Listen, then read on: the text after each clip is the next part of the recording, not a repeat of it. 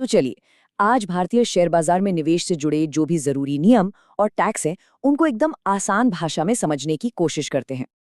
अच्छा, एक बात बताइए, नए निवेशक सबसे ज्यादा क्या भूलते हैं? जी हाँ, टैक्स। एक ऐसी चीज जिसे लोग अक्सर नजरअंदाज कर देते हैं, लेकिन यही वो चीज है जो मुनाफे पर बहुत बड़ा असर डाल सकती है। तो सबसे पहले ये जानना जरूरी है कि आखिर इस बाजार में कौन-कौन हिस्सा ले सकता है, क्या नियम है? चलिए देखते हैं। देखिए, मजे की बात यह है कि निवेश के लिए कोई ऑफिशियल मिनिमम एज नहीं है।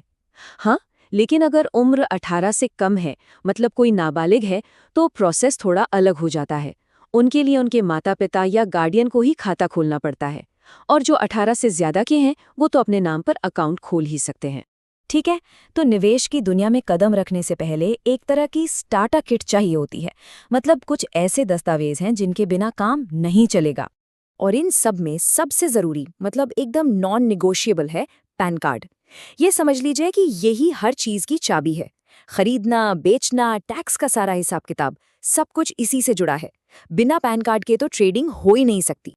चलिए, अब ये समझते हैं कि शेयर बाजार से पैसा कमाने के मुख्य तरीके कौन-कौन से हैं। मोटे तौर पर देखें तो 4 रास्ते हैं, और इन चारों को समझना इसलिए बहुत जरूरी है क्योंकि, और ये बात ध्यान से सुनिएगा, इन सब पर टैक्स लगने का तरीका बिल्कुल अलग-अलग है। तो अब आते हैं इस पूरी बातचीत के सबसे जरूरी हिस्से पर, कि आखिर जो भी मुनाफा होता है उस पर टैक्स का हिसाब किताब कैसे बैठता है। तो सवाल ये है कि बाजार के मुनाफे पर टैक्स लगता कैसे है। इसका जवाब पता है, इस बात पर निर्भर करता है कि कमाई हुई कैसे है। मोटे तौर पर इसे 2 मेन कैटेगरीज में बांटा जाता है। जैसा कि यहाँ दिख रहा है, एक बड़ा फर्क है। इंट्राडे और एफएनओ से होने वाली कमाई को बिजनेस इनकम की तरह देखा जाता है, और शॉर्ट टर्म या लॉन्ग टर्म इन्वेस्टमेंट से होने वाली कमाई को कैपिटल गेन की तरह। अब बिजनेस इनकम का मतलब क्या है? सीधा सा मतलब है कि इंट्राडे और एफएनओ से जो भी प्रॉफिट हुआ वो आपकी सालाना इनकम में जुड़ जाएगा। फिर जिस भी टैक्स स्लैब में आते हैं, 5%, 20% या 30%, उसी हिसाब से टैक्स देना होगा। बिल्कुल वैसे ही जैसे सैलरी पर लगता है। हाँ, लेकिन इसका एक फायदा भी है, क्योंकि ये बिजनेस इनकम है तो इससे जुड़े खर्चे दिखाकर टैक्सेबल प्रॉफिट को कम किया जा सकता है, जैसे कि इंटरनेट का बिल, लैपटॉप का डेप्रिसिएशन, ब्रोकरेज, ये सब। अब बात करते हैं शॉर्ट टर्म कैपिटल गेन की। ये क्या होता है? सिंपल है। अगर कोई शेयर खरीदकर 1 साल के अंदर ही बेच दिया तो उससे होने वाला प्रॉफिट STCG कहलाता है, और इस पर टैक्स आपकी इनकम से अलग एक फ्लैट रेट पर लगता है। और वो फ्लैट रेट है 15%। जी, सीधा सीधा 15% टैक्स। हाँ, इसके ऊपर जरूरत के हिसाब से सरचार्ज और सेस भी लग सकता है, वो अलग है। और अब आते हैं लॉन्ग टर्म कैपिटल गेन पर। ये उन लोगों के लिए है जो शेयर को 1 साल से ज्यादा समय तक होल्ड करते हैं, और यहीं पर असली टैक्स की बचत होती है। ये नंबर बिल्कुल ध्यान में रखना चाहिए, 1 लाख रुपए।